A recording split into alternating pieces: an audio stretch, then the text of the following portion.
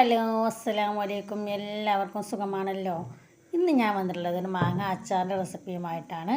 അപ്പോൾ നിങ്ങൾക്ക് എല്ലാവർക്കും ഇഷ്ടപ്പെടുന്ന റെസിപ്പിയാണ് കേട്ടോ ഇത്. ഇതുപോലെ നിങ്ങൾ ഒരു തവണയെങ്കിലും ഒന്ന് മാങ്ങ അച്ചാറൊന്ന് ഇട്ട് നോക്കൂ. വളരെയധികം ടേസ്റ്റി ആയിരിക്കും. പിന്നെ നിങ്ങൾ എന്നും ഇതുപോലെ ഈ അച്ചാറിടൂ.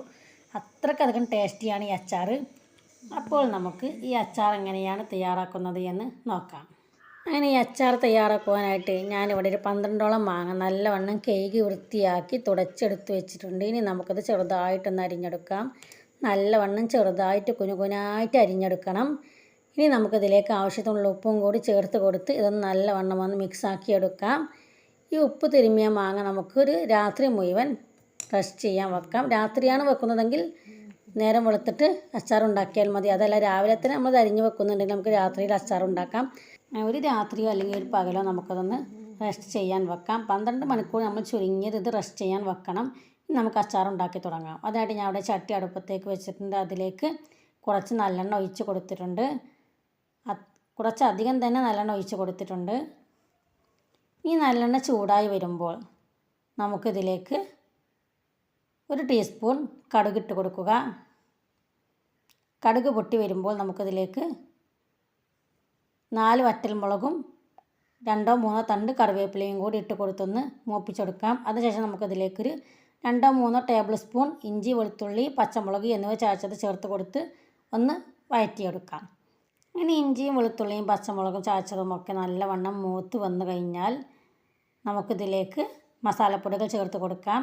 ഞാനിവിടെ ഒരു 4 ടേബിൾ സ്പൂൺ കാശ്മീരി മുളക് പൊടിയും 2 ടേബിൾ സ്പൂൺ സാദാ മുളക് പൊടിയും 1 ടീസ്പൂൺ മഞ്ഞൾപ്പൊടിയും ചേർത്ത് കൊടുക്കുന്നുണ്ട്. ഈ പൊടികൾ നല്ലവണ്ണം ഒന്ന് വഴറ്റിയെടുക്കാം. പൊടികൾ നല്ലവണ്ണം മൂത്ത് വരുമ്പോൾ നമുക്കിതിലേക്ക് ആവശ്യത്തിനുള്ള ഉപ്പും കൂടി ചേർത്ത് കൊടുത്തൊന്ന് മിക്സാക്കി എടുക്കാം. മസാലയിലേക്ക് ആവശ്യത്തിനുള്ള ഉപ്പ് മാത്രം ചേർത്താൽ മതി. മാങ്ങയിലേക്കുള്ള ഉപ്പ് നമ്മൾ നേരത്തെ തന്നെ ചേർത്ത് വെച്ചിട്ടുണ്ടല്ലോ. ഇനി നമുക്ക് ഇതിലേക്ക് 1 ഗ്ലാസ് വിനാഗിരി കൂടി ചേർത്ത് കൊടുത്ത് നമുക്ക് ഈ മസാലയൊന്ന് നല്ലവണ്ണം ഒന്ന് തിളപ്പിച്ചെടുക്കാം. നല്ലവണ്ണം തിളച്ച് വരുമ്പോൾ നമുക്കിതിലേക്ക് 2 ടീസ്പൂണോളം ഉലുവാപ്പൊടി കൂടി ചേർത്ത് കൊടുക്കാം. ഉലുവ വറുത്ത് പൊടിച്ചതാണിത്. ഇത് ചേർത്ത് കൊടുത്ത് നല്ലവണ്ണം ഒന്ന് മിക്സാക്കി എടുക്കാം. അങ്ങനെ ഉലുവാപ്പൊടിയൊക്കെ ചേർത്ത് കൊടുത്ത് ഒരു 2-3 മിനിറ്റ് കഴിഞ്ഞാൽ നമുക്കിതിലേക്ക് നേരത്തെ ഉപ്പ് തിരുമ്മി വെച്ച മാങ്ങാ കഷ്ണങ്ങൾ ചേർത്ത് കൊടുക്കാം. അങ്ങനെ ഞാൻ ഈ മാങ്ങാ കഷ്ണങ്ങൾ മുഴുവനായിട്ട് മസാലയിലേക്ക് ചേർത്ത് കൊടുത്തിട്ടുണ്ട്. നമുക്കിതെല്ലാം കൂടി ഒന്ന് നല്ലവണ്ണം ഒന്ന് മിക്സാക്കി എടുക്കാം.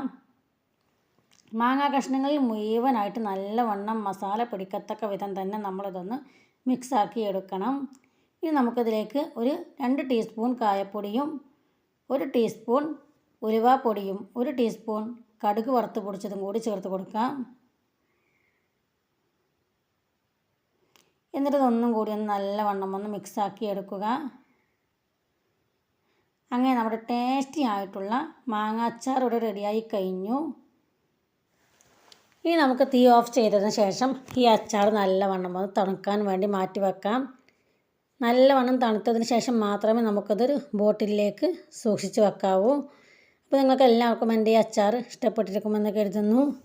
അപ്പോൾ എൻ്റെ ഈ മാങ്ങ അച്ചാർ നിങ്ങൾക്ക് എല്ലാവർക്കും ഇഷ്ടമായെങ്കിൽ തീർച്ചയായിട്ടും എൻ്റെ ഈ വീഡിയോക്ക് ഒന്ന് ലൈക്ക് ചെയ്യുകയും സബ്സ്ക്രൈബ് ചെയ്യാതെ നിങ്ങൾ ആരെങ്കിലും കാണുന്നതിന് സബ്സ്ക്രൈബ് ചെയ്യുകയും ആ തൊട്ടടുത്ത് കാണുന്ന കുഞ്ഞു ബെല്ലൈക്കൺ ഒന്ന് ക്ലിക്ക് ചെയ്ത് ഓൾ എന്ന ഓപ്ഷൻ എനേബിൾ ചെയ്യുകയും ചെയ്താൽ ഞാൻ എന്ന വീഡിയോസ് നിങ്ങൾക്ക് യഥാ ടൈമിൽ കിട്ടുന്നതാണ്.